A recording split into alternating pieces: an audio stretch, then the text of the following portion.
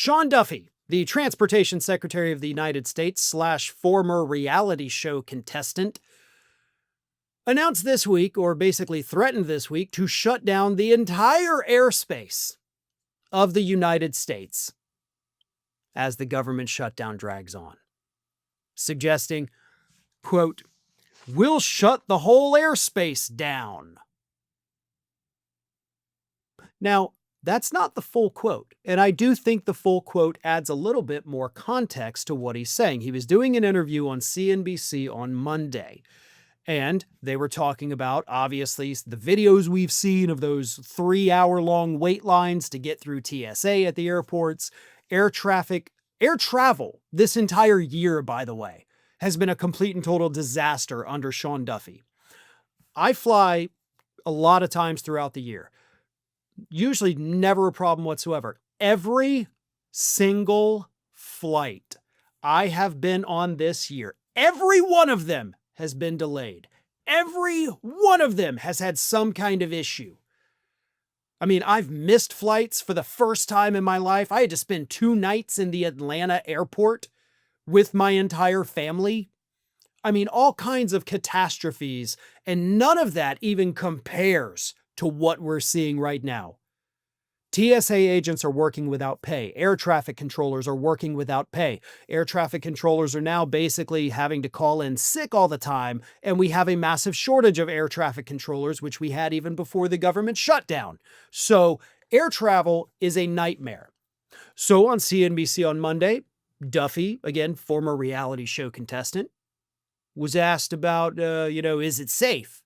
So his full quote is, "If we thought that it was unsafe, we'll shut the whole airspace down."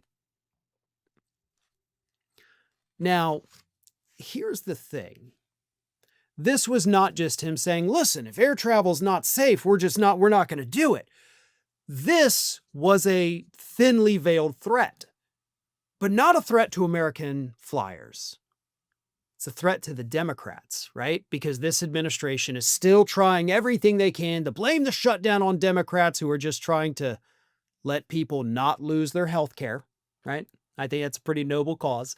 So they're trying to do whatever they can to scare Democrats into caving. SNAP benefits expired, and they're not tapping the contingency funds that they're legally required to use so they can pin it on the Democrats. Now they're threatening, if we declare it's unsafe, we're just going to shut down the airspace over the entire country. Kind of seems like another thing that they want to do to screw over consumers, so consumers blame the Democrats.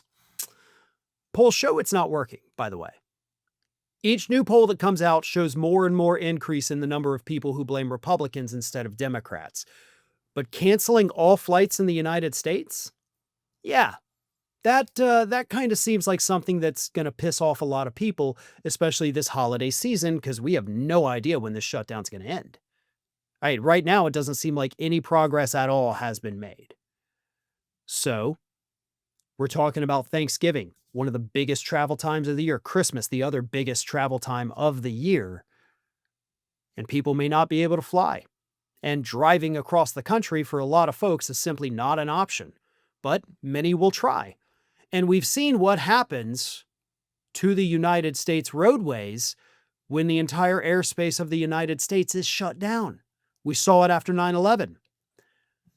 We saw more traffic fatalities, which means more people died because more people were on the road. And if that's what happens, Sean Duffy shuts down the airspace of the United States, more people will die in auto accidents. That's a given. We've seen it before. History tells us this. Statistics tell us that will happen.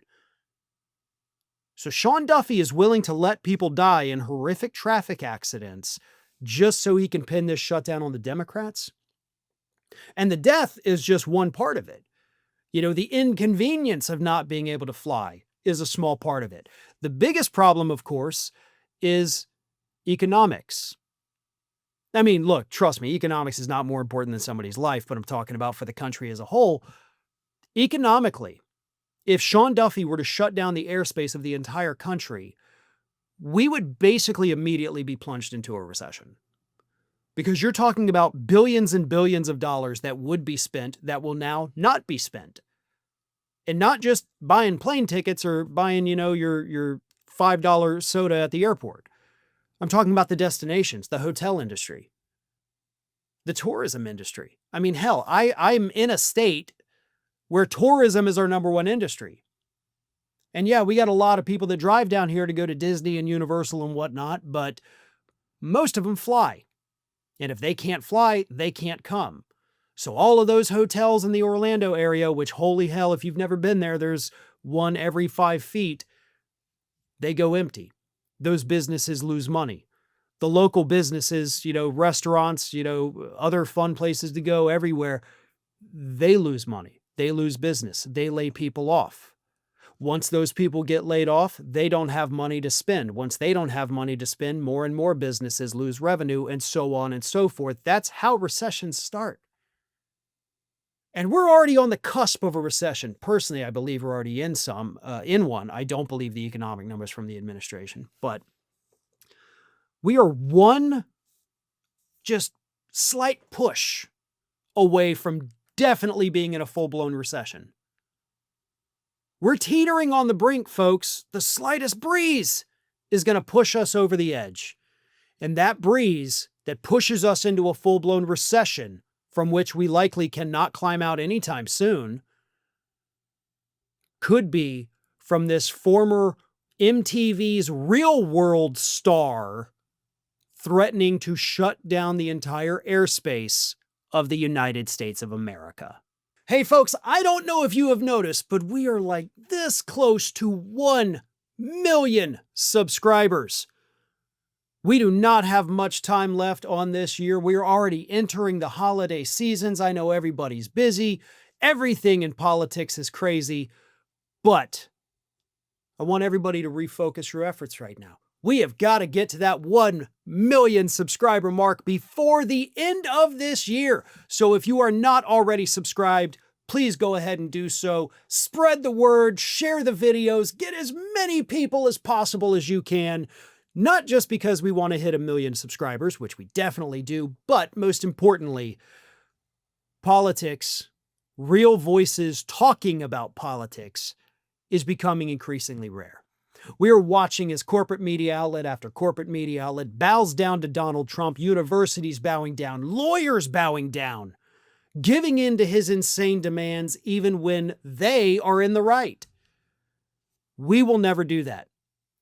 We are not going to stop. We are going to continue bringing the hard-hitting and sometimes fun news of the day. We're not afraid of anyone. We're not afraid to tackle any issue. So again, you want to keep this going. You want good, unfiltered news that you can easily digest and move on with your day. Subscribe to Fair and Balanced and spread the word. Get more people on board, and let's hit that 1 million subscriber mark before the end of this year.